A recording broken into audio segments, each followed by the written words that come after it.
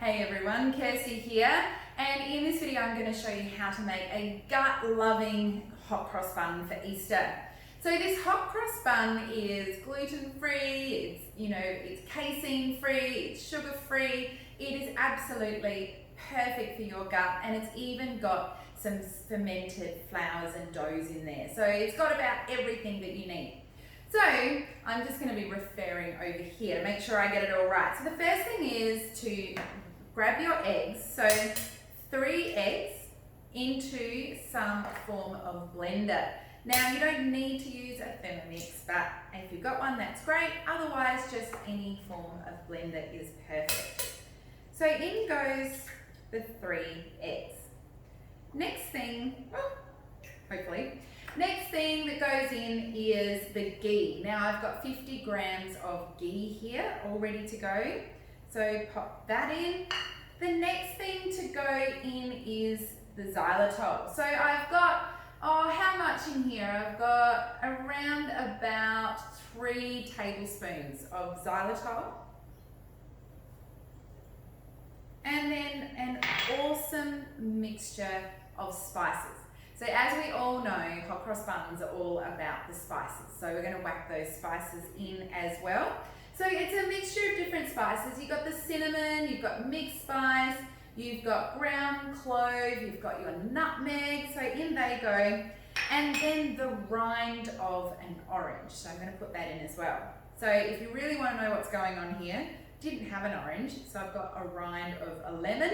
I've just made do because I don't have an orange, and I actually really like lemon as well.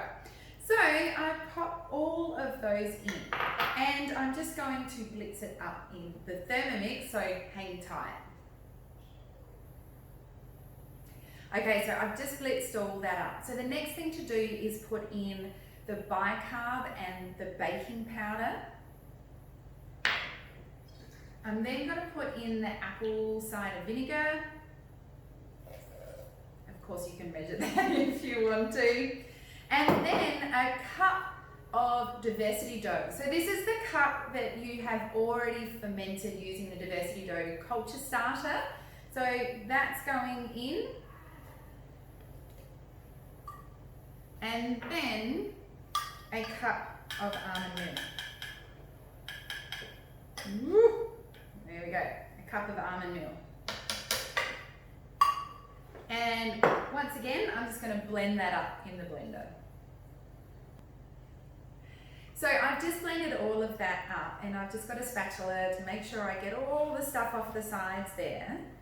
And the mixture is still quite wet, so it's a little bit wet. So what I'm going to do is get some coconut flour and put it down, and I'm going to pop the mixture on there, and then I'm going to roll it out with that coconut flour so it's nice and firm, and it will enable me to make the little rolls.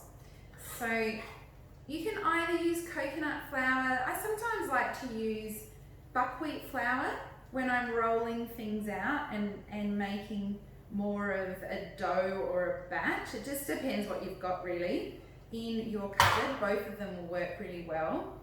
Coconut flour is really, it grabs onto moisture. So some of you who use coconut flour quite a lot probably already know that. But yeah, if you really want to mop up moisture in a recipe, coconut flour is awesome for that. So I've got just about everything I need there.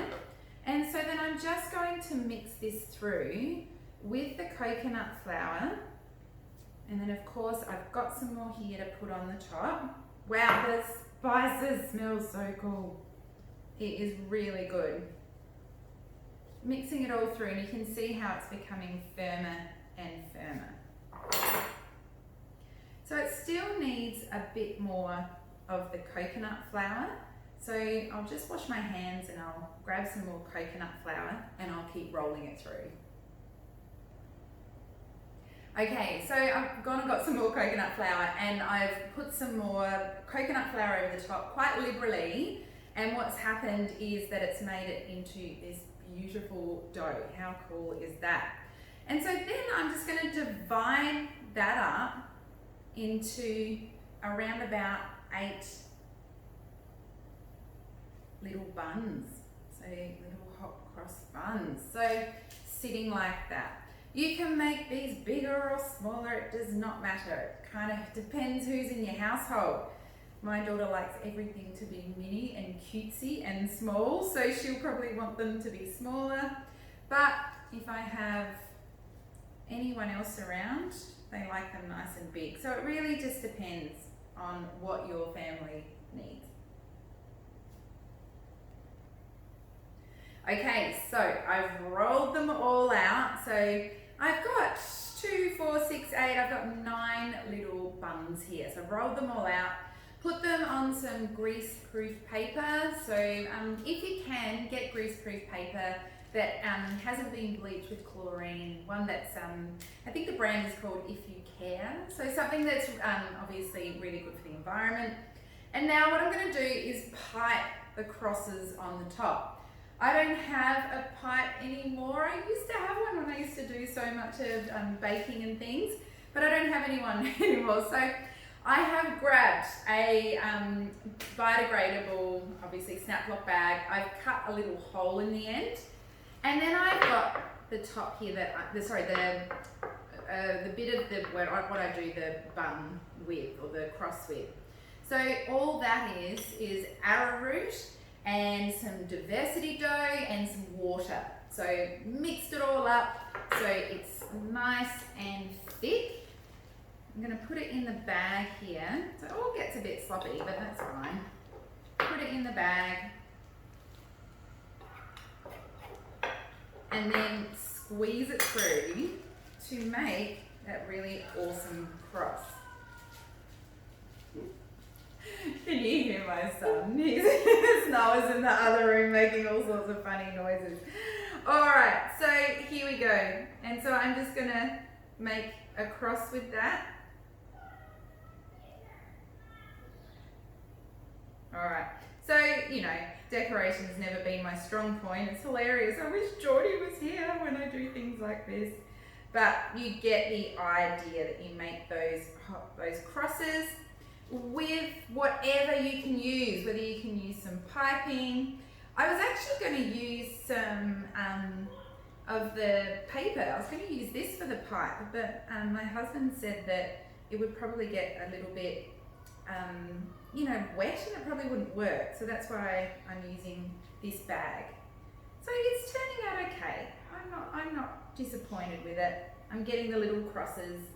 Now, because this is an absolute gut-loving, amazing hot cross bun recipe that, if you've got any gut issues, if you're needing to keep the sugar low, if you just want to really nurture your body and you're having these hot cross buns, then we're not going to get the same gloss on the top that you'd be used to with the hot cross buns that you'd get in the supermarket.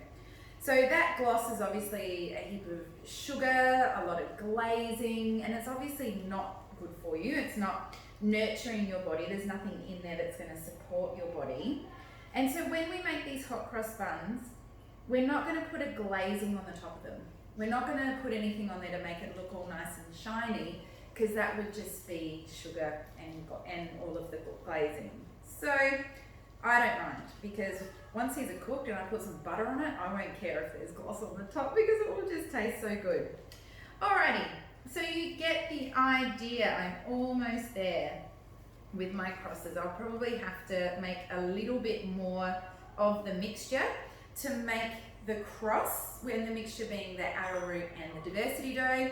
So as you can see, and I'll take a better photo of it afterwards, as you can see, make those crosses and then you pop it in the oven and cook it and enjoy, and happy Easter everybody.